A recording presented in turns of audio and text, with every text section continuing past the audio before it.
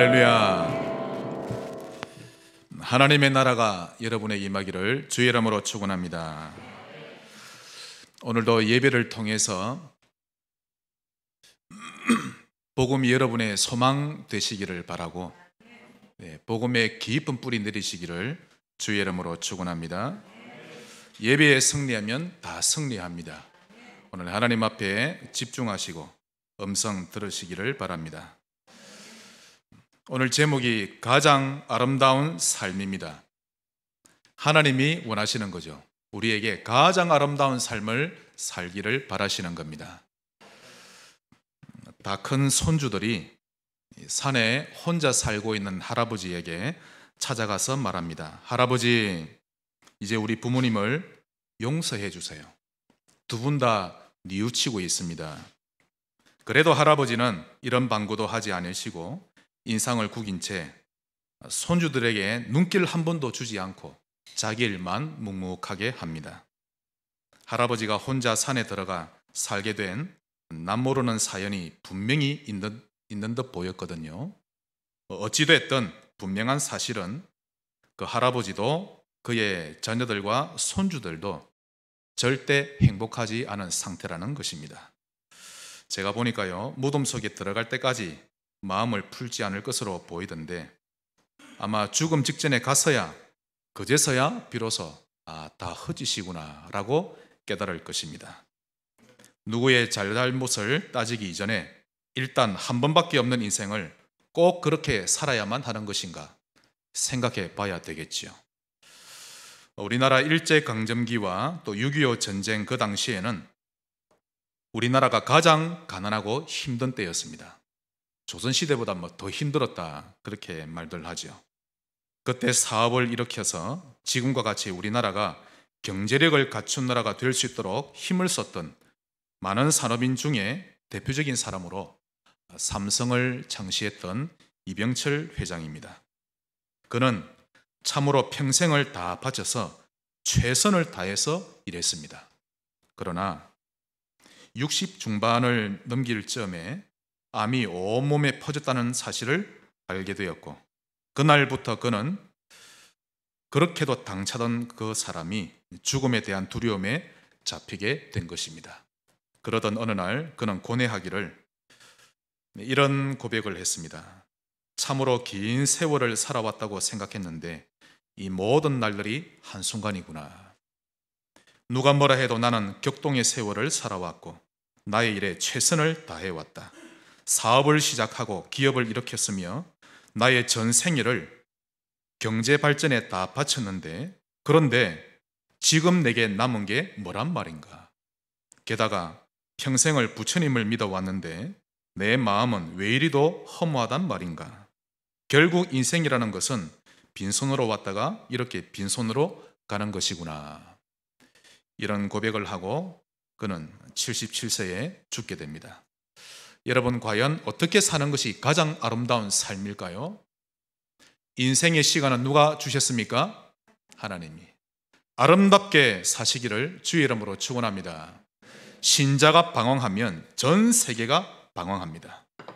아름다운 삶을 오늘 출발하시기를 바랍니다. 그 세 가지를 오늘 여러분께 소개합니다. 첫째로, 어떤 삶이 가장 아름다운 삶입니까? 혼을 다하여 하나님을 사랑하는 삶입니다. 신명기 6장 4절로 5절에 나오죠. 이스라엘아, 들으라. 우리 하나님 여호와는 오직 하나인 여호와시니 너는 마음을 다하고 뜻을 다하고 힘을 다하여 내 하나님 여호와를 사랑하라. 혼이라고 하는 것은 우리의 마음을 말하죠. 제가 일부러 혼이라는 단어를 썼습니다. 이해를 하시라고요. 즉 우리의 생각, 정신, 감정, 기분, 판단, 결정, 관심, 이런 것들을 혼이라고 하는데요, 이 모든 것이 하나님의 사랑을 느끼는 상태입니다. 예를 들어 창세기 6장 9절에 노아가 나옵니다. 성경은 노아에 대해서 밝히기를 노아는 당대의 완전한 자라 그가 하나님과 동행하였으며, 이 말씀은 노아는 마음과 뜻과 힘을 다하여 하나님을 사랑하는 상태였으며 이 말과 똑같죠. 하나님을 사랑하게 되는 마음이 여러분에게 생성되기를 주의 이름으로 축원합니다. 노아가 하나님을 사랑했다는 증거로 산 위에 방주를 만들라 하는 하나님의 명령에 주저하지도 않았죠. 이웃 주민들이 미쳤다, 제정신이 아니다 놀리기도 하고, 또 주말이 되면 가족들과 함께 세상을 즐길 만한 일들도 많이 있었겠지만 그는 100여 년의 세월 동안 멈추지 않고 방주를 만들어 갔던 것입니다. 두 번째로 다윗. 우리 말씀 보겠습니다. 오늘 성경을 여러 군데 보겠는데요. 시편 18편 1절입니다. 오늘 하나님을 사랑한다는 이 말을 근성으로 듣지 마시고 여러분의 것 되시기를 바랍니다. 사랑에 빠져봐야만 그 감정은 알죠. 제가 오늘 새벽과 또 이 자리에 오기 전에 간절히 기도했습니다. 하나님, 다윗의 영적 상태를 내게 허락하여 주옵소서. 이 기도가 여러분의 것 되시기를 바랍니다. 시편 18편 1절 다 같이 읽겠습니다. 나의 힘이신 여호와여, 내가 주를 사랑하나이다. 아멘. 그는 하나님을 실제로 사랑했습니다. 얼마나 사랑했는지 모릅니다.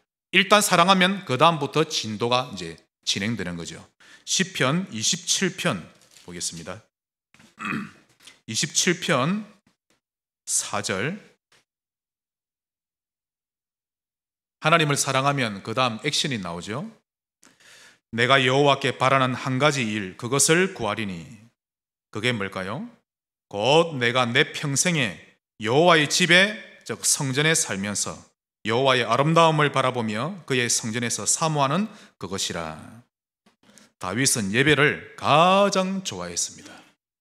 이 신자가 지금 영적 상태가 좋은가 안 좋은가 예배를 사모하는 것을 보면 알 수가 있죠. 한 군데 더 보겠습니다. 열왕기상입니다. 열왕기상 8장. 가장 아름다운 삶의 첫 번째가 우리의 혼을 다하여 하나님을 사랑하는 것입니다. 이 마음이 없으니 허무한 것이죠. 열왕기상 8장 17절 18절 솔로몬의 고백입니다. 아들이 어릴 때부터 아버지의 모습을 봐왔던 것이죠. 17절 내 아버지 다윗이 이스라엘의 하나님 여호와의 이름을 위하여 성전을 건축할 마음이 있었더니 여호와께서 내 아버지 다윗에게 이르시되 네가 내 이름을 위하여 성전을 건축할 마음이 있으니 이 마음이 내게 있는 것이 좋도다. 하나님도 흡족해 하셨죠. 우리에게 어떤 마음이 있는지를 하나님이 아시는 겁니다. 다윗은 가장 아름다운 마음을 품고 살았던 사람인데요, 온 백성과 함께 하나님께 예배드릴 성전 지을 것을 간절히 사모했던 전도자였습니다. 이 성전만 세워지면 이스라엘 국가가 살고 백성도 살아나게 될 것을 알았던 것이죠. 그래서 저도 기도하기를 하나님, 성지교회 성도님들은 예배가 회복되면 삽니다. 반대로 예배가 무너지면 여러분은 무너지는 것입니다. 그래서 목회자를 세우신 것이죠. 미국의 갈보리 교회, 지금 미국에는요 1년에 몇천 개씩 교회가 무너집니다. 이게 언제 갈지 모르겠는데요, 미국 갈보리 교회의 척 노리스 목사님은 미국 전역 2,000군데의 작은 교회들을 세우셨습니다. 가정집이든 작은 건물이든 그곳을 교회로 삼았던 것이죠. 거기서 예배를 드리게 한 것입니다. 이것이 가장 성경적인 모습이요 전도의 시스템이라고 하는 것입니다. 눈에 보이는 교회, 보이지 않는 교회에 대한 눈이 열려지셔야 합니다. 결국 모든 교회는 현장에서 작은 모임을 가질 줄 알아야 합니다. 주일날 예배당에만 모일 것이 아니라 가정이나 일터에서 예배드리는 장이 있어야 하는데요, 만약 이것이 없다면 그 교회 성도들과 그 교회는 전도를 이해를 못한 것입니다. 한번 따라합시다. 눈에 보이는 교회, 보이지 않는 교회. 성경에 다 나옵니다, 여러분. 초대교회 출발이 눈에 보이는 교회, 보이지 않는 교회 이렇게 출발되어졌죠. 즉 신자는 그 개인이 교회화가 되어야 합니다. 그 사람에게 누가 오든지 복음을 받을 수 있어야 되겠죠. 만약 현장에 교회가 서지 않으면 앞으로 계속 제2의 코로나 시대 또 올 것입니다. 현장 교회를 만들어가는 것이 하나님의 전도 방법인데요, 이것을 다윗이 알았던 것입니다. 그래서 하나님께서는 구약에서부터 성막, 이 하나를 두고 세 가지 명칭을 부르셨습니다. 성막, 회막, 장막. 성막에만 모여서 예배드리라는 것이 아니죠. 복음을 사랑하는 사람은 이 세 가지 비밀 깨닫게 되어 있는 것입니다. 우리 신명기 10장을 보겠습니다. 오늘 새벽에 말씀을 나누었는데요,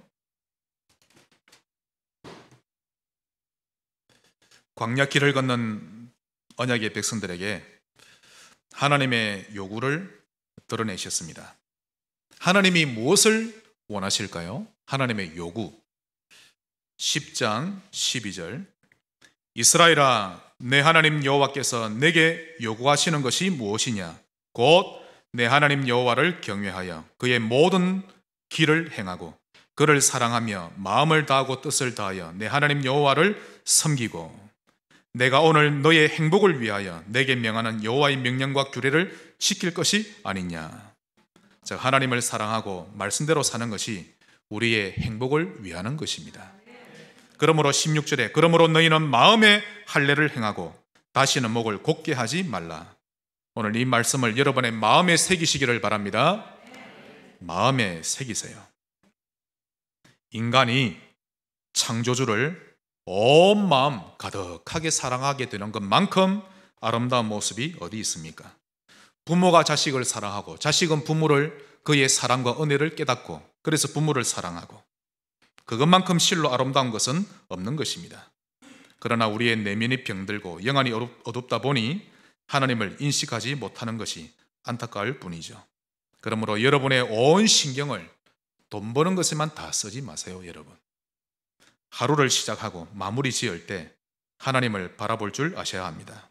그렇지 않으면 날이 갈수록 지칠 것입니다. 절대 행복하지 않습니다.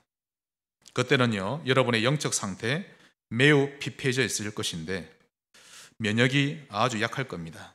불신앙에 쉽게 걸려들 수 있죠. 그러므로 속히 정신을 차리고 은혜부터 받으시기를 바랍니다. 영적인 힘을 회복해야 합니다. 영적으로 잡혀버리면 눈, 귀 다 막혀버리고, 그렇게 되면요, 복음이 복음으로 보여지지도 않고 소음으로만 다 들리게 됩니다. 또한 복음이 영순위가 되게 하는 삶을 사시기 바랍니다. 이게 하나님을 사랑하는 것이죠. 복음이 1순위입니까? 2순위요? 영순위, 순위를 매길 수가 없죠. 이런 사람이 하나님을 진심으로 사랑하는 신자입니다. 오늘 본문으로 다시 한 번 더 돌아가겠습니다. 마태복음 10장. 복음이 영순위가 되어야 합니다. 37절로 39절. 아버지나 어머니를 나보다 더 사랑하는 자는 하나님께 합당하지 않습니다. 아들이나 딸을 하나님보다 더 사랑하면 역시 합당하지 않습니다. 39절까지 똑같은 말씀이죠. 이 말은 복음을 사랑하라는 것입니다. 만약 복음을 영순위로 삼게 되면 말씀대로 100배를 얻을 것이요, 복음보다 부모나 자식을 더 선택하면 결국 다 잃게 되는 것입니다. 영적 원리가 그러합니다. 참 지난 주간도요, 이 복음을 생각할 때 얼마나 기쁘던지. 여러분 기쁘지 않습니까? 복음이라고 할 때 다른 말이 필요 없는 것입니다. 복음이면 오케이입니다. 내가 어쩌다 이런 복음을 알게 되었을까, 이것만 생각해도 감사가 절로 나오는 거 있죠. 아마 제가 복음 안 받았으면 오늘 이 자리에 안 있습니다. 여러분, 저 정신병원에 가 있거나 방황하고 있겠죠. 이런 감동과 기분을 우리 후대들이 똑같이 발견하고 느끼게 된다면 저는 소원이 없겠습니다. 정말 오직 복음입니다. 돈을 쫓아가지 말고 복음을 쫓아가는 우리 후대가 되기를 바랍니다. 사람은 오직 복음 이런 중심이 되면요, 하나님은 그가 단점이 많음에도 불구하고 그를 의의 길로 인도하십니다.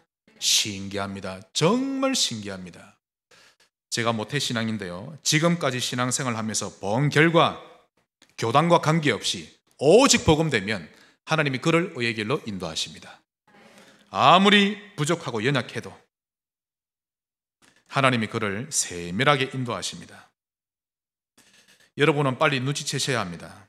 왜 제가 강단에서 이토록 자꾸만 오직 복음 하는지를 빨리 눈치채셔야 합니다. 그것은 사람이란 누구든지 그의 영적 상태가 오직 복음이라고 될 때 평안을 누리거든요.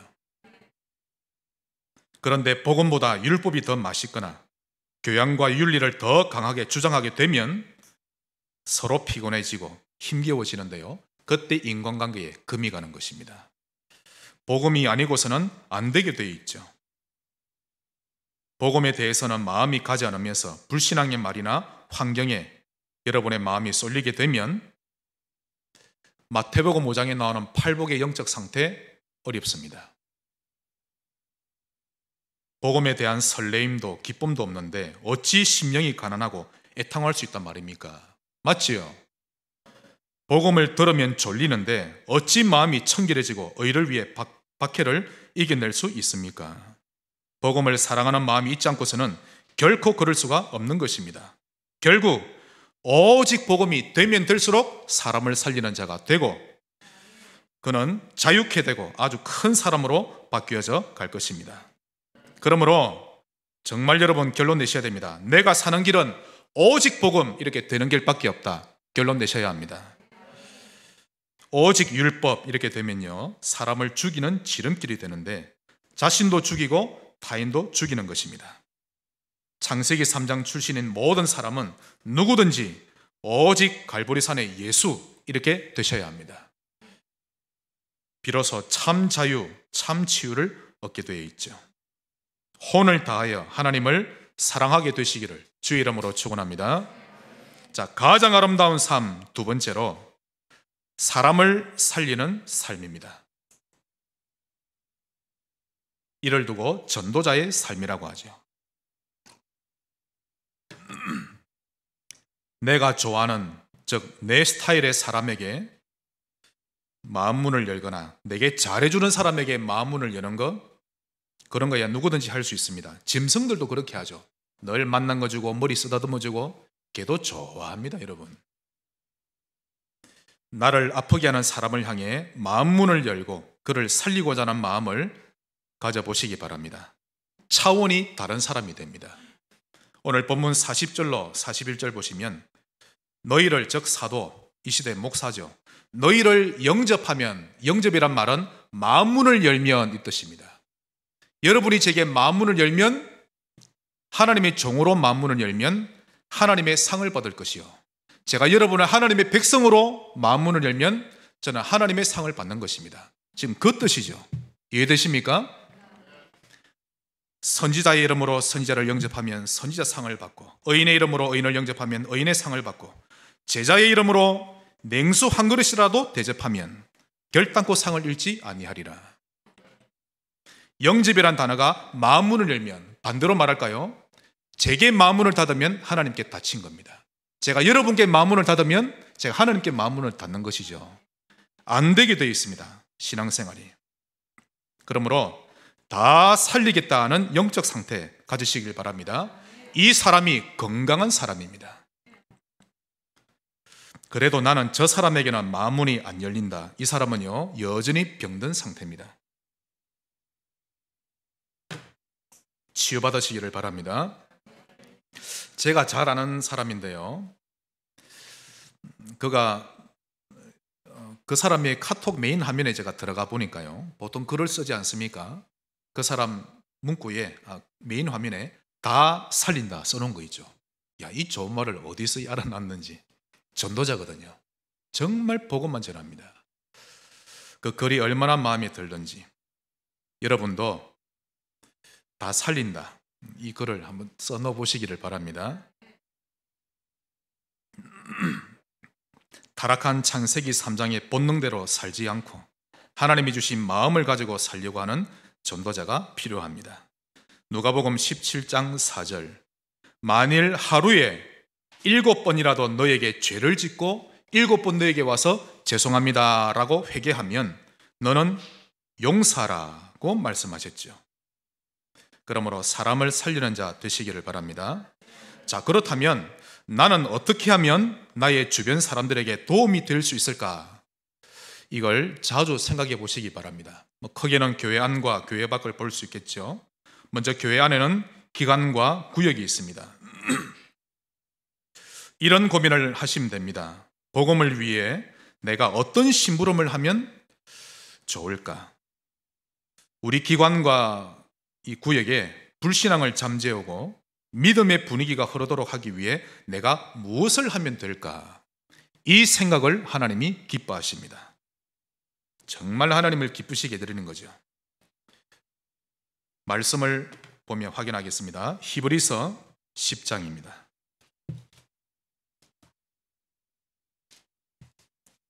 오늘 가장 아름다운 삶을 하나님이 우리에게 제시하고 계십니다. 히브리서 10장 24절 25절. 자, 교회 안에서는 성도들과 어떻게 관계를 맺어야 합니까? 서로 돌아보아 사랑과 선행을 격려하며 모이기를 패하는 어떤 사람들의 습관과 같이 하지 말고 오직 권하여 그날이 가까움을 볼수록 더욱 그리하자. 이렇게 드시기를 바랍니다. 빌립보서 2장을 보겠습니다. 2장 2절로 4절. 마음을 같이하여 같은 사랑을 가지고 뜻을 합하며 한 마음을 품어 아무 일에든지 다툼이나 허영으로 하지 말고 오직 겸손한 마음으로 각각 자기보다 남을 낮게 여기고 각각 자기 일을 돌볼 뿐더러 또한 각각 다른 사람들의 일을 돌보아 나의 기쁨을 충만하게 하라. 어떻게 하면 교회를 하나 되게 하고 성도들에게 힘이 되게 할까를 생각해 보시면 됩니다. 특히 하나님의 주권이 인정되는 믿음 있는 한마디의 말, 그것만으로도 교회 분위기는 살아납니다. 반대로 말은 맞는 말 같은데 불신앙이 비어든 한마디의 말이 교회 전체의 힘을 쫙 빼버리죠. 그 말에 다른 성도들도 동조되기도 하는 것입니다. 그러므로 믿음 있는 말, 지혜로운 말 한마디가 필요한 것입니다. 또한 교회 밖에서는 어떻게 해야 될까요? 회사 동료, 또 이웃 주민. 만약 회사에서 진급을 하거나 포상을 받게 되면 인마이 포켓 하고 입을 싹 닫고 그러지 마시고 자그마한 선물을 돌리거나 또 밥을 한번 쏘기도 하고 여러분의 동료 가운데 개인적으로 고민이나 어려움이 있는 걸로 보이면 물어보면서 들어주기도 하고 그게 큰 위로가 되어집니다. 물론 그때 보증을 서주거나 빚내면서까지 돈을 빌려주거나 물건을 사주고 하는 것은 금해야 합니다. 그런 것은 하나님도 하지 말라고 분명히 말씀하셨죠.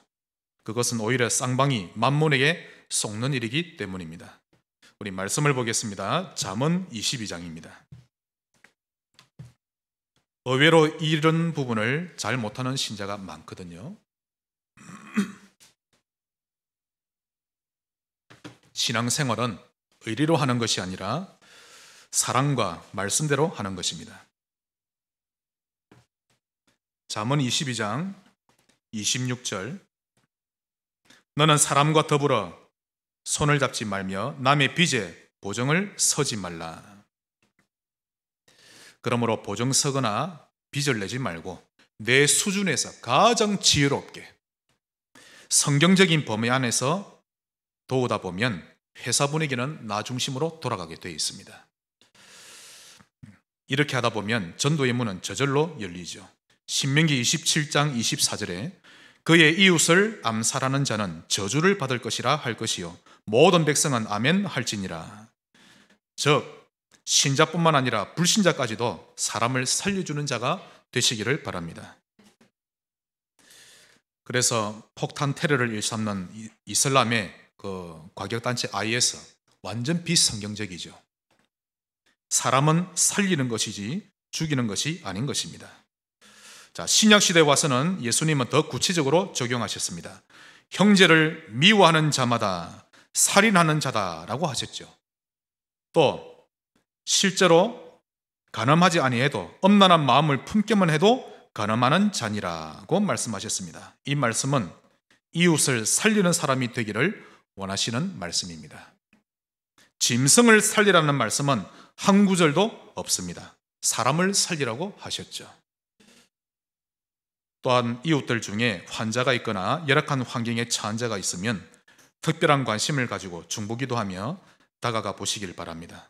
그리고는 최선을 다해서 그들을 돌아볼 줄 아셔야 합니다. 기도문도 주고 위로하고 또 기도도 해주고, 힘든 사람일수록 큰 힘을 얻습니다.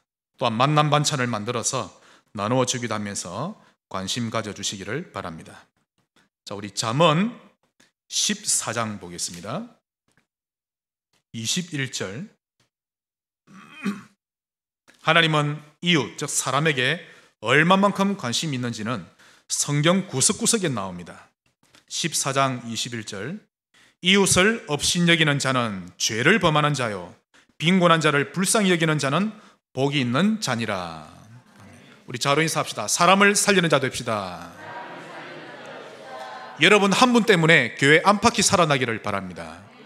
그게 신자의 모습이죠. 사실 사람들은 다 지쳐 있습니다. 자신의 영적 문제로 벌어진 일들을 뒤처리하느라고 다들 지쳐 있습니다. 법, 상식 이런 걸 생각할 겨를도 없을 만큼 탈진된 상태죠. 이들을 위해서 주님이 갈보리 산에 달리신 것입니다.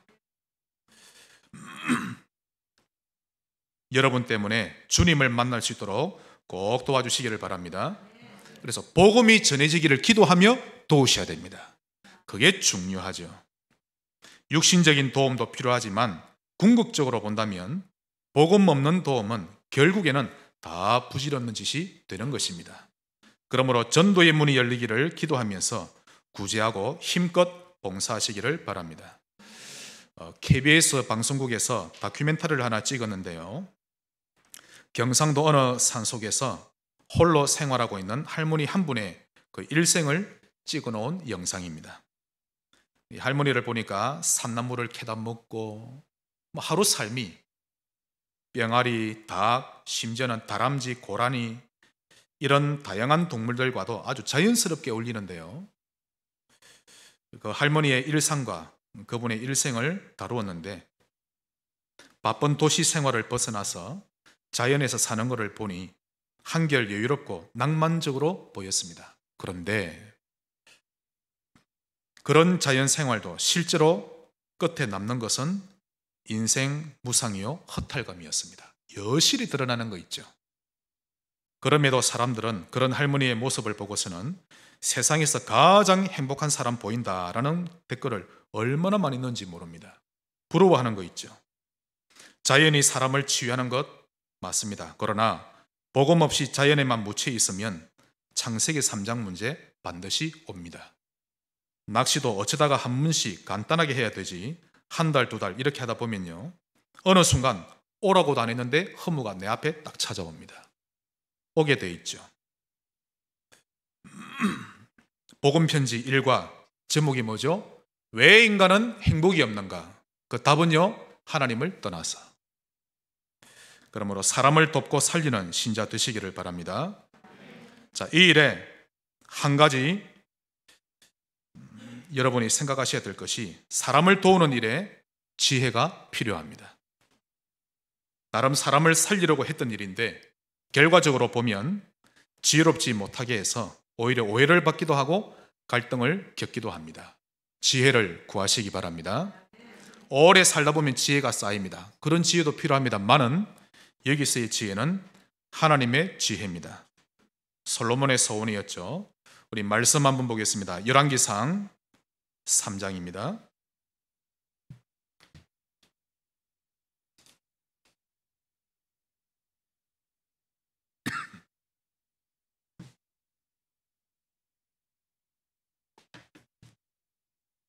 솔로몬이 1000번제를 드리자 그날 밤에 하나님이 솔로몬에게 나타나셔서 말씀하셨습니다.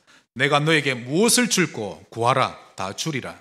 그때 솔로몬이 3장 9절에 누가 주의 이 많은 백성을 재판할 수 있사오리까? 듣는 마음을, 즉 지혜를 종에게 주사 주의 백성을 재판하여 선악을 분별하게 하옵소서. 지혜를 구할 때 하나님은 매우 기뻐하십니다. 10절에 솔로몬이 이것을 구하매 그 말씀이 주의 마음에 든지라. 지혜를 구하는 자에게 하나님은 다른 것도 부어주십니다. 12절 13절 하나님이 말씀하시죠. 내가 너의 말대로 하여 내게 지혜롭고 총명한 마음을 주노니 내 앞에도 너와 같은 자가 없었거니와 내 뒤에도 너와 같은 자가 일어남이 없으리라. 내가 또 내게 구하지 아니한 부귀와 영광도 내게 주노니 내 평생의 왕들 중에 너와 같은 자가 없을 것이라. 결국 하나님의 지혜를 얻게 됩니다. 28절요. 온 이스라엘이 왕이 심리하여 판결함을 듣고 왕을 두려워하였으니 이는 하나님의 지혜가 그 속에 있어 판결함을 봄이더라. 돈을 잘 버는 자도 인기가 있지만 지혜로운 자가 더 많은 인기가 있습니다. 사람들은 지혜 있는 자를 흠모하고 사랑하고 두려워하죠. 그러므로 하나님의 지혜를 얻으시기를 바라고 내 생각, 내 판단 내려놓으시기를 바랍니다. 이게 굉장한 지혜입니다, 여러분. 내가 주장하고 있는 나의 신앙관, 나의 경제관, 나의 교회관 이런 걸 내려놓을 줄 알면 온유한 자가 되는 것입니다. 그렇게 할 수 있겠습니까, 여러분? 하나님의 지혜를 구하세요. 이 지혜가 없어서 계속 불꽃이 튀고 주변 사람들과 갈등이 깊어지기도 합니다. 특히 신앙생활과 경제관리에서 하나님의 지혜를 얻으시기를 바랍니다. 내 생각이 늘어나지고 다른 사람의 의견에 귀를 기울일 수 있다면 그는 하나님이 그에게 반드시 더 큰 것을 맡기실 것입니다. 그렇지 못하면 갈등이 끊이지를 않죠. 사람이 자꾸 왔다가 가고 그렇게 되는 것입니다. 마지막 큰 세 번째입니다. 가장 아름다운 삶, 영적인 욕심을 내어라. 우리 서로 인사합시다. 욕심을 냅시다. 네. 열왕기하 13장을 보시면 그 14절부터 엘리사가 이제 죽을 날이 임박했습니다. 그래서 엘리사가 마지막으로 이스라엘을 축복하고 싶어 했죠. 엘리사가 죽음 앞에 다다랐음이 소식이 전해지자 이스라엘 왕 요아스가 눈물을 흘립니다. 내 아버지여, 내 아버지여. 이스라엘의 방패와 창이여 이렇게 우는 거 있죠. 그러자 엘리사가 죽음 직전에 마지막으로 축복하기를 왕이여 활과 화살을 잡고 동쪽 창을 향하여 화살을 날리소서. 그러자가 요아스가 화살을 동쪽으로 쫙 날립니다. 그러면서 그러자 엘리사가 말을 하기를 그 화살은 아람으로부터의 구원의 화살입니다. 앞으로 구원받을 겁니다. 그러면서 한 가지 더 명합니다. 또 화살을 잡고 땅을 치소서. 그러자 요아스가 너무 소극적으로 3번만 이렇게 친 거 있죠. 그러자 엘리사가 갑자기 화를 확 냅니다. 왜 3번밖에 안 칩니까? 5번을 쳤더라면 아람에게서 완전히 구원받았을 것인데 당신이 3번만 치심으로 너무 소심함으로 앞으로 3번만 이기고 그 다음에는 힘들게 될 것입니다. 진짜 그 이후에 3번만 이기고 아람 때문에 힘들어지게 되는 것입니다. 학생이 학업이나 기능에 욕심이 없다면 이미 생각이 죽은 것입니다. 아무런 목표도 없이 도전하려는 의지도 없이 그렇게 살면 안 되겠죠. 될 대로 되라는 식의 마인드는 이미 생각 치유를 받아야 하는 것입니다. 랩런트는 도전하셔야 합니다. 등수도 도전하세요. 왜 도전을 못합니까? 사업하는 사람이 사업에 대한 욕심도 없이 그저 나는 조금만 벌면 돼 그런 마인드로 살아간다면 여러분 그것은 검소한 것 아닙니다. 그 산업인의 가슴에는 하나님 나라에 대한 언약이 실제로 없는 산업인이라는 뜻이죠. 하나님은 결코 그런 삶을 원치 않으십니다. 믿음의 산업인은 30배, 60배, 100배를 결실하기를 하나님은 원하시는 것입니다. 복음 가진 산업인에게는 빛의 경제를 주겠노라 창조하신 날부터 약속하셨던 것입니다. 그러므로 기능 서밋에 욕심을 가지셔야 합니다. 시편 81편 10절, 나는 너희를 애굽에서 인도하여 낸 여호와니 하물며 너희에게 해주지 못할 것이 있겠느냐. 내 입을 크게 열라 내가 채우리라. 기능 서밋은 하나님이 허락하신 절대 언약입니다. 야곱처럼 이 부분에 욕심을 가지시기 바랍니다. 그러므로 재단 생활에 승리하고 돈의 본질을 회복함으로 여러분의 경제로 하나님 나라가 크게 확장되기를 주의 이름으로 축원합니다. 다민족과 TCK를 살리는 하나님 나라 운동, 영육 간의 병든 자를 복음으로 힐링해내는 하나님 나라 운동, 청소년과 젊은이들을 서밋으로 세우고 방황하는 기존 신자들을 서밋으로 만들어내는 하나님 운동, 이 일에 쓰임받기를 욕심내시기를 바랍니다. 요아스 왕처럼 복음적이지 않은 털린 겸손, 소신함 저 멀리 던져버리고 기능 서밋에 도전하시기를 바랍니다. 말씀의 결론을 맺겠습니다.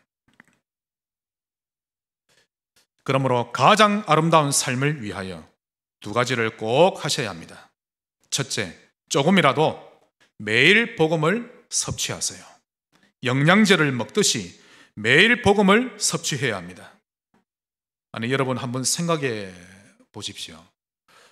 복음을 통해 우리는 구원받았고 복음화를 위해 살아가기로 한 신자가 진작 복음을 잘 모른다?